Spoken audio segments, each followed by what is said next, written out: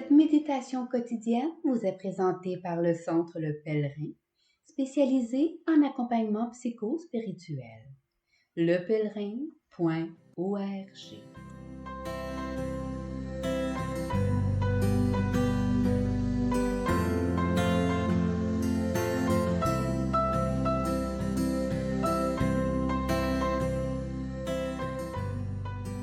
Évangile du dimanche 2 avril, dimanche des Rameaux et de la Passion du Seigneur.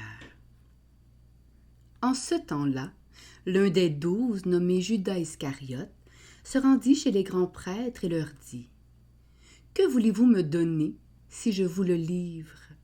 Ils lui remirent 30 pièces d'argent. Et depuis, Judas cherchait une occasion favorable pour le livrer. Le premier jour de la fête des pains sans levain, les disciples s'approchèrent et dirent à Jésus : « Où veux-tu que nous te fassions les préparatifs pour manger la Pâque ?» Il leur dit : « Allez à la ville, chez un tel, et dites-lui : Le Maître te fait dire : Mon temps est proche. C'est chez toi que je veux célébrer la Pâque avec mes disciples. » Les disciples firent ce que Jésus leur avait prescrit, et ils préparèrent la Pâque. Le soir venu, Jésus se trouvait à table avec les 12. Pendant le repas, il déclara : « Amen, je vous le dis, l'un de vous va me livrer. » Profondément attristés, ils se mirent à lui demander, chacun son tour : « Serait-ce moi, Seigneur ?» Prenant la parole, il dit : « Celui qui s'est servi au plat en même temps que moi, celui-là va me livrer. Le Fils de l'homme s'en va, comme il est écrit à son sujet. Mais malheureux celui par qui le Fils de l'homme est livré. Il vaudrait mieux pour lui qu'il ne soit pas né, cet homme-là. » Judas, celui qui le livrait, prit la parole. « Rabbi, serait-ce moi ?» Jésus lui répond : « C'est toi-même qui l'as dit. » Pendant le repas, ayant pris du pain et prononcé la bénédiction, le rompit et le donna aux disciples. Il dit : « Prenez, mangez, ceci est mon corps. » Puis, ayant pris une coupe, ayant rendu grâce, il la leur donna en disant : « Buvez-en tous, car ceci est mon sang, le sang de l'alliance, versé pour la multitude en rémission des péchés. Je vous le dis, désormais je ne boirai plus de ce fruit de la vigne, jusqu'au jour où je boirai, nouveau, avec vous dans le royaume de mon Père. » Après avoir chanté les psaumes, ils partirent pour le mont des Oliviers. Alors Jésus leur dit : « Cette nuit, je serai pour vous tous une occasion de chute. Car il est écrit : Je frapperai le berger, et les brebis du troupeau seront dispersées. Mais, une fois ressuscité, je vous précéderai en Galilée. » Prenant la parole, Pierre lui dit : « Si tous viennent à tomber à cause de toi, moi, je ne tomberai jamais. » Jésus lui répondit : « Amen, je te le dis, cette nuit même, avant que le coq chante, tu m'auras renié 3 fois. » Pierre lui dit : « Même si je dois mourir avec toi, je ne te renierai pas. » Et tous les disciples dirent de même. Alors Jésus parvient avec eux à un domaine appelé Gethsémani et leur dit : « Asseyez-vous ici, pendant que je vais là-bas pour prier. » Il emmena Pierre ainsi que Jacques et Jean, les 2 fils de Zébédée, et il commença à ressentir tristesse et angoisse. Il leur dit alors : « Mon âme est triste à en mourir. restez ici et veillez avec moi. » Allant un peu plus loin, il tomba face contre terre en priant, et il disait: « Mon Père, s'il est possible que cette coupe passe loin de moi. Cependant, non pas comme moi je veux, mais comme toi tu veux. » Puis, il revient vers ses disciples et les trouve endormis. Il dit à Pierre: « Ainsi, vous n'avez pas eu la force de veiller seulement 1 heure avec moi? Veillez et priez pour ne pas entrer en tentation. L'esprit est ardent, mais la chair est faible. » De nouveau, il s'éloigna et pria. Pour la 2e fois, il disait: « Mon Père, si cette coupe ne peut passer sans que je la boive, que ta volonté soit faite. » Revenu près des disciples, de nouveau il les trouva endormis, car leurs yeux étaient lourds de sommeil. Les laissant, de nouveau il s'éloigna et pria pour la 3e fois, en répétant les mêmes paroles. Alors il revient vers les disciples et leur dit: « Désormais, vous pouvez dormir et vous reposer. Voici qu'elle est proche, l'heure où le Fils de l'homme est livré aux mains des pécheurs. Levez-vous, allons, voici qu'il est proche, celui qui me livre. » Jésus parlait encore lorsque Judas, l'un des 12, arriva, et avec lui une grande foule armée d'épées et de bâtons, envoyés par les grands prêtres et les anciens du peuple.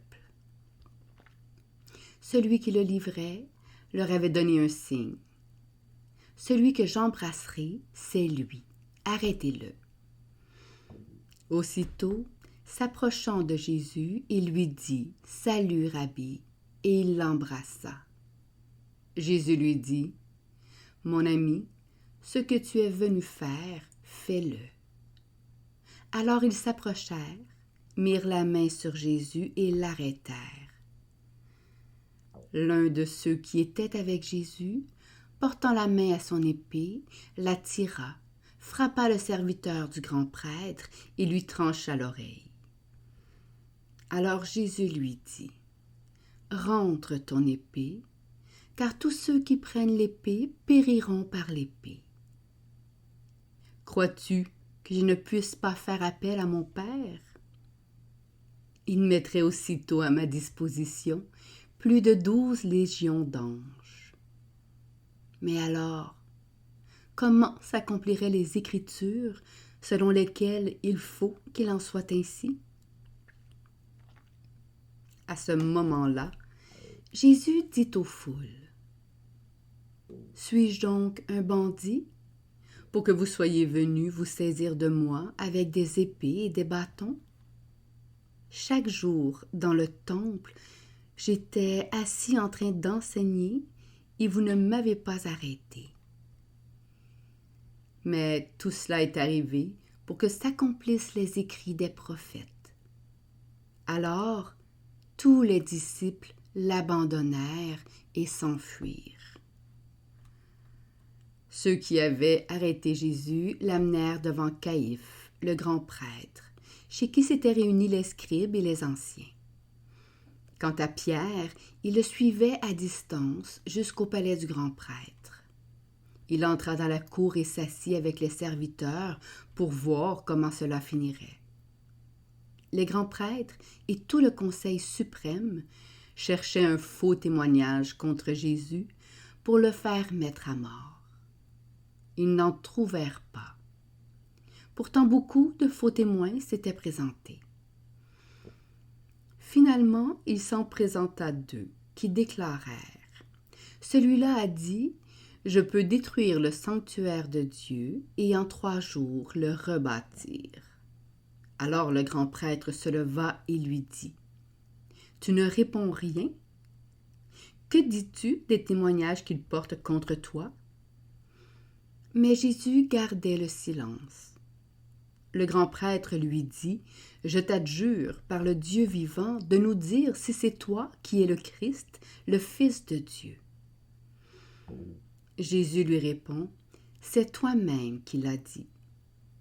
En tout cas, je vous le déclare, désormais vous verrez le Fils de l'homme siéger à la droite du Tout-Puissant et venir sur les nuées du ciel. » Alors le grand prêtre déchira ses vêtements en disant, « Il a blasphémé. Pourquoi nous faut-il encore des témoins? Vous venez d'entendre le blasphème. Quel est votre avis? » Ils répondirent, « Il mérite la mort. » Alors ils lui crachèrent au visage et le giflèrent. D'autres le rouèrent de coups en disant, « Fais-nous le prophète, ô Christ, qui t'a frappé? » Cependant, Pierre était assis dehors dans la cour. Une jeune servante s'approcha de lui et lui dit, « Toi aussi, tu étais avec Jésus, le Galiléen. » Mais il le nia devant tout le monde et dit, « Je ne sais pas de quoi tu parles. » Une autre servante le vit sortir en direction du portail, et elle dit à ceux qui étaient là, « Celui-ci était avec Jésus, le Nazaréen. » De nouveau, Pierre le nia en faisant ce serment, « Je ne connais pas cet homme. » Peu après, ceux qui se tenaient là s'approchèrent et dirent à Pierre, « Sûrement, toi aussi, tu es l'un d'entre eux. D'ailleurs, ta façon de parler te trahit. » Alors, il se mit à protester violemment et à jurer, « Je ne connais pas cet homme. » Et aussitôt un coq chanta. Alors Pierre se souvint de la parole que Jésus lui avait dite, « Avant que le coq chante, tu m'auras renié 3 fois. » Il sortit et dehors pleura amèrement. Le matin venu, tous les grands prêtres et les anciens du peuple tinrent conseil contre Jésus pour le faire mettre à mort. Après l'avoir ligoté, ils l'amenèrent et le livrèrent à Pilate, le gouverneur. Alors, en voyant que Jésus était condamné, Judas, qui l'avait livré, fut pris de remords. Il rendit les 30 pièces d'argent aux grands prêtres et aux anciens. Il leur dit, « J'ai péché, en livrant à la mort un innocent. » Ils répliquèrent, « Que nous importe, cela te regarde. » Jetant alors les pièces d'argent dans le temple, il se retira et alla se pendre. Les grands prêtres ramassèrent l'argent et dirent, « Il n'est pas permis de verser dans le trésor puisque c'est le prix du sang. » Après avoir tenu conseil, ils achètent avec cette somme le champ du potier pour y enterrer les étrangers. Voilà pourquoi ce champ est appelé jusqu'à ce jour le champ du sang. Alors fut accomplie la parole prononcée par le prophète Jérémie. Ils ramassèrent les 30 pièces d'argent, le prix de celui qui fut mis à prix, le prix fixé par les fils d'Israël. Et ils les donnèrent pour le champ du potier, comme le Seigneur me l'avait ordonné. On fit comparaître Jésus devant Pilate, le gouverneur, qui l'interrogea. « Es-tu le roi des Juifs? » Jésus déclara, « C'est toi-même qui le dis. » Mais tandis que les grands prêtres et les anciens l'accusaient, il ne répondit rien. Alors Pilate lui dit, « Tu n'entends pas tous les témoignages portés contre toi? » Mais Jésus ne lui répondit plus un mot, si bien que le gouverneur fut très étonné. Or, à chaque fête, celui-ci avait coutume de relâcher un prisonnier, celui que la foule demandait. Il y avait alors un prisonnier bien connu, nommé Barabbas. Les foules s'étaient donc rassemblées. Pilate leur dit, « Qui voulez-vous que je vous relâche, Barabbas ou Jésus, appelé le Christ? » Il savait en effet que c'était par jalousie qu'on avait livré Jésus. Tandis qu'il siégeait au tribunal, sa femme lui fit dire, « Ne te mêle pas de l'affaire de ce juste, car aujourd'hui j'ai beaucoup souffert en songe à cause de lui. » Les grands prêtres et les anciens poussèrent les foules à réclamer Barabbas et à faire périr Jésus. Le gouverneur reprit, « Lequel des deux voulez-vous que je vous relâche? » Ils répondirent, « Barabbas. » Pilate leur dit, « Que ferai-je donc de Jésus, appelé le Christ? » Ils répondirent tous qu'il soit crucifié. Pilate demanda, « Quel mal a-t-il donc fait? » Il criait encore plus fort qu'il soit crucifié.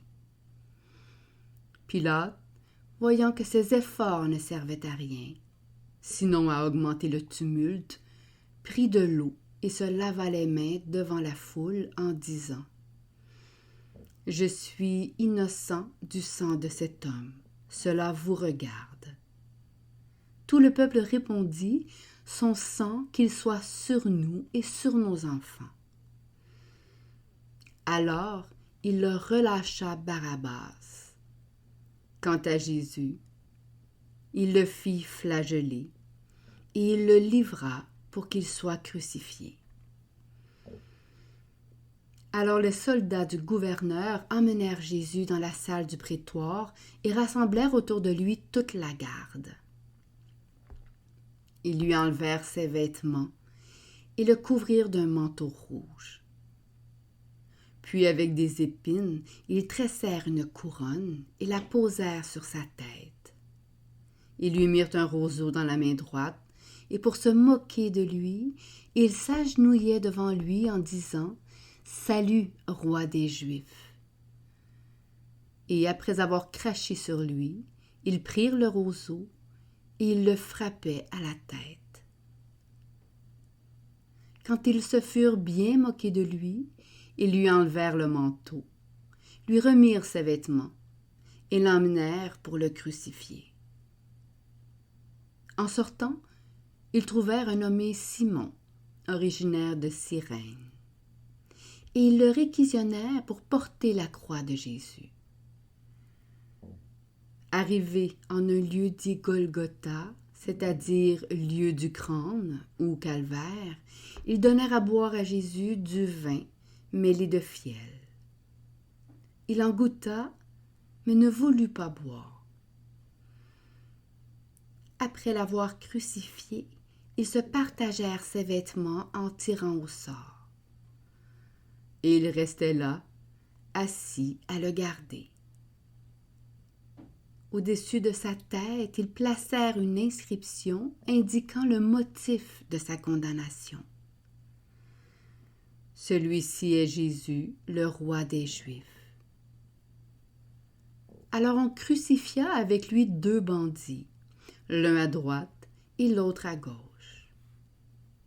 Les passants l'injuriaient en hochant la tête. Ils disaient, « Toi qui détruis le sanctuaire et le rebâtis en 3 jours, sauve-toi toi-même, si tu es le Fils de Dieu, et descends de la croix. » De même, les grands prêtres se moquaient de lui avec les scribes et les anciens en disant « Il en a sauvé d'autres, il ne peut pas se sauver lui-même. Il est roi d'Israël, qu'il descende maintenant de la croix, et nous croirons en lui. Il a mis sa confiance en Dieu, que Dieu le délivre maintenant s'il l'aime. Car il a dit « Je suis fils de Dieu. » Les bandits crucifiés avec lui l'insultaient de la même manière.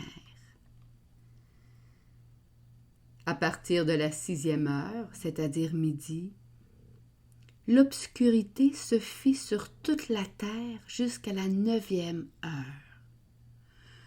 Vers la 9e heure, Jésus cria d'une voix forte, « Élie, Élie, lema sabachthani » ce qui veut dire « Mon Dieu, pourquoi m'as-tu abandonné ?» L'ayant entendu, quelques-uns de ceux qui étaient là disaient « Le voilà qui appelle le prophète Élie. » Aussitôt l'un d'eux courut prendre une éponge qu'il trempa dans une boisson vinaigrée. Il la mit au bout d'un roseau et lui donnait à boire. Les autres disaient « Attends, nous verrons bien si Élie vient le sauver. » Mais Jésus, poussant de nouveau un grand cri, rendit l'esprit.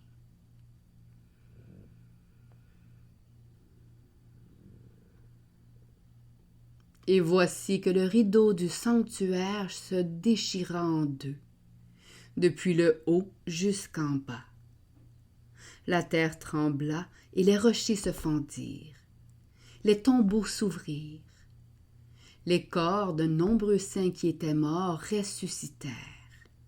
Et sortant des tombeaux après la résurrection de Jésus, ils entrèrent dans la ville sainte et se montrèrent à un grand nombre de gens.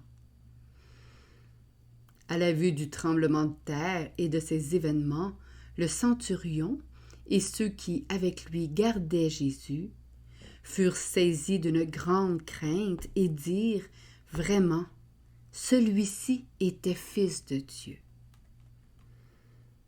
Il y avait là de nombreuses femmes qui observaient de loin. Elles avaient suivi Jésus depuis la Galilée pour le servir. Parmi elles se trouvait Marie-Madeleine, Marie, mère de Jacques et de Joseph, et la mère des fils de Zébédée. Comme il se faisait tard, arriva un homme riche, originaire d'Arimathie, qui s'appelait Joseph, et qui était devenu, lui aussi, disciple de Jésus. Il alla trouver Pilate pour demander le corps de Jésus. Alors Pilate ordonna qu'on le lui remette. Prenant le corps, Joseph l'enveloppa dans un linceul immaculé et le déposa dans le tombeau neuf qu'il s'était fait creuser dans le roc. Puis, il roula une grande pierre à l'entrée du tombeau et s'en alla. Or Marie-Madeleine et l'autre Marie étaient là, assises en face du sépulcre. Le lendemain, après le jour de la préparation, les grands prêtres et les pharisiens s'assemblèrent chez Pilate en disant « Seigneur, nous nous sommes rappelés que cet imposteur a dit, de son vivant, « 3 jours après, je ressusciterai. » Alors donne l'ordre que le sépulcre soit surveillé jusqu'au 3e jour, de peur que ses disciples ne viennent voler le corps et ne disent au peuple « Il est ressuscité d'entre les morts. » Cette dernière imposture serait pire que la première. Pilate leur déclara « Vous avez une garde, alors organisez la surveillance comme vous l'entendez. » Ils partirent donc et assurèrent la surveillance du sépulcre en mettant les scellés sur la pierre et en y plaçant la garde.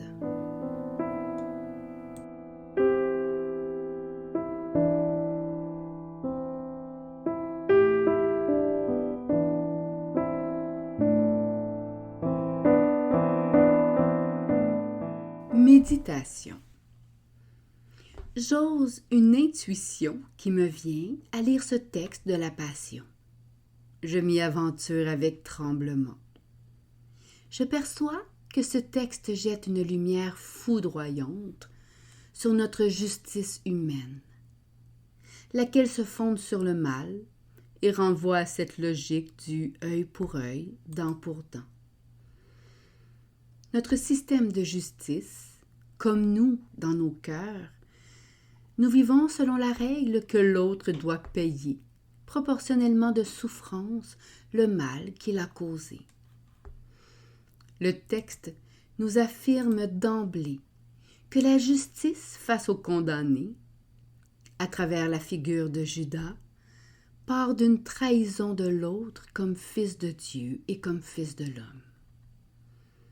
N'est-ce pas au nom de notre justice que nous vendons à faible prix, 30 pièces d'argent, cette part humaine et divine en nous? Et plus que mettre à procès le mal en nous, atteignons-nous ce qu'il y a de plus précieux en l'humain?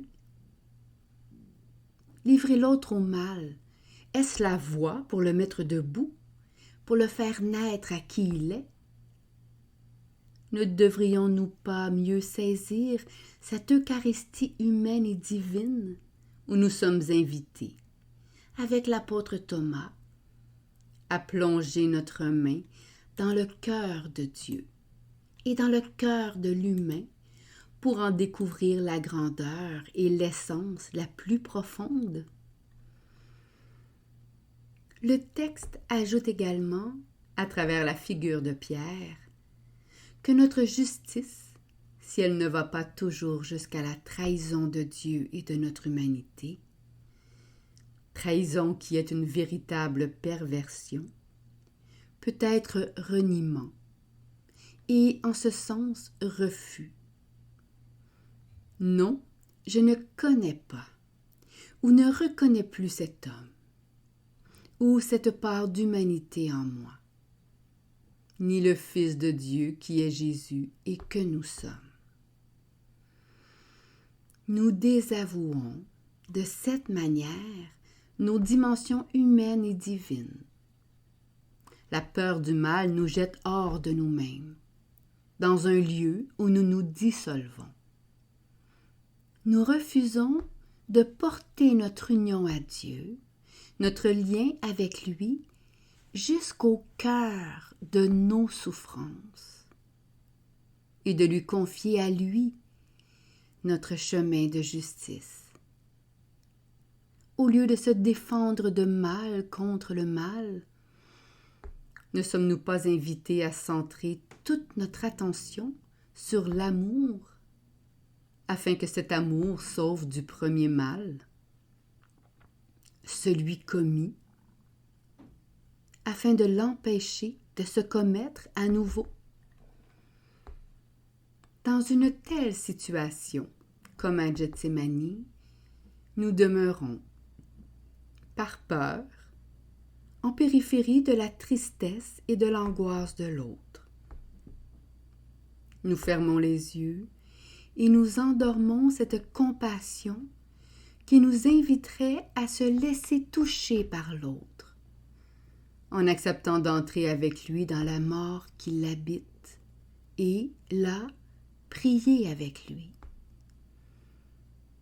Cette prière ici n'est pas mot de réconfort, mais plutôt d'offrande, d'une présence, afin que la conscience de cette présence à soi-même et à Dieu, qui s'est évanoui en lui à cause du mal, trouve un nouveau témoignage, par, avec et en nous. Sinon, notre justice ne ressemble-t-elle pas à un baiser trompeur par lequel nous arrêtons l'autre à la pointe de l'épée? L'autre est-il donc réduit à n'être qu'un bandit, incapable de reconnaître en lui cette présence d'humanité et cette présence de Dieu? En ce sens, est-ce que nos cours de justice ne sont que des lieux de faux témoignages? Car nous ne faisons état que du mal en l'autre, et ne cherchons pas à voir qui il est vraiment, et à l'aider à se redresser et à retrouver le chemin de la vie. Nous obligeons l'autre à nous prouver son humanité en la lui refusant. Comment alors une personne qui a commis le mal peut-elle revendiquer une quelconque humanité et pire encore, être reconnue comme fille ou fils de Dieu? N'est-ce pas un blasphème qu'une telle prétention à lui refuser toute valeur? Malheureusement, notre justice devient un crachat au visage de ce qui reste d'humanité en l'autre et refus du témoignage de Dieu même en lui. Combien de criminels enterrons-nous ainsi dans le champ du potier, dans le champ du sang de nos prisons? Ne mettons-nous pas et ne réduisons-nous pas à un prix ridicule l'être humain qui, aux yeux de Dieu, est sans prix? Dans ce prix ridicule, il y a ce regard de Pilate, qui cherche un titre possible à coller à Jésus, soit le roi des Juifs, afin de lui redonner une quelconque valeur pour le maintenir en vie. Si, dans nos cours de justice, les criminels à cravate s'en sortent mieux que les autres, cela ne signifie pas que nous avons été justes. Car dans un cas comme dans l'autre, nous nous lavons les mains, au nom de la justice, de ce cri en nous qui dit « Crucifiez celui qui a causé le mal ». Et nous l'abandonnons à la violence de nos peurs et de nos vengeances. Et de folie, nous croyons que cela sauve. Son sang, qu'il soit sur nous et sur nos enfants. Mais comment est-ce possible? Puis, voilà la foule de nos gardes qui doivent appliquer l'injustice de nos justices. Étonnés souvent de les voir agir avec violence, quand en fait, nous leur en avons donné le mandat et le droit. Dépouillement, insultes, crachats, violence, moquerie, crucifixion. Tout s'y retrouve. Payés sont-ils par l'argent du champ du sang. Même si on met quelques services d'aide pour les prisonniers, c'est Simon de Cyrène, la logique de notre système est d'abandonner l'autre à lui-même en lui criant au visage « Sauve-toi toi-même ». Et nous en ajoutons « Que Dieu le délivre maintenant s'il l'aime ». Car il a dit « Je suis fils de Dieu ». Nous abandonnons réellement l'autre à lui-même et nous refusons l'appel profond de notre humanité et l'appel de Dieu d'être pour cet homme ou cette femme un témoin vivant de la grandeur de l'humain. Puissions-nous un jour rêver que le rideau de nos sanctuaires de fausse justice se déchire, afin de redécouvrir le sanctuaire béni de chaque être, et lui donner et l'aider de l'habiter en vérité. Ce sera assurément un tremblement de terre ce jour-là. Je crois que la passion du Christ offre un regard lucide sur une justice d'amour et non de violence.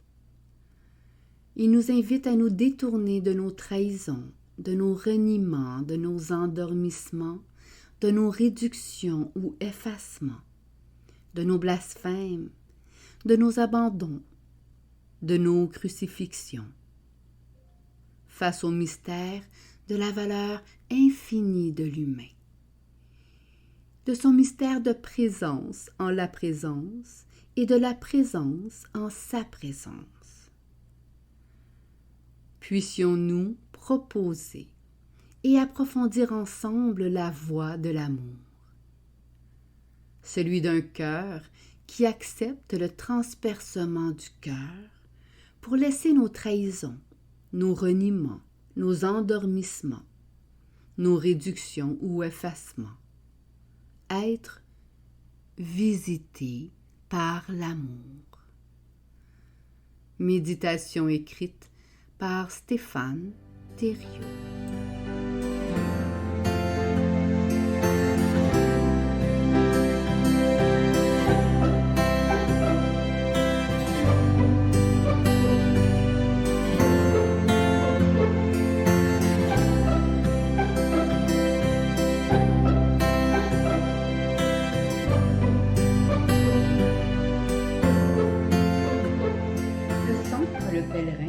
est fière d'offrir depuis plus de 20 ans un service d'accompagnement ainsi qu'un certificat universitaire en accompagnement spirituel. Tous nos services sont offerts en ligne. Nous sommes situés à Montréal, au pied de l'Oratoire Saint-Joseph. Le pèlerin, le savoir intérieur qui transforme la vie. lepèlerin.org. Page Facebook, Centre Le Pèlerin.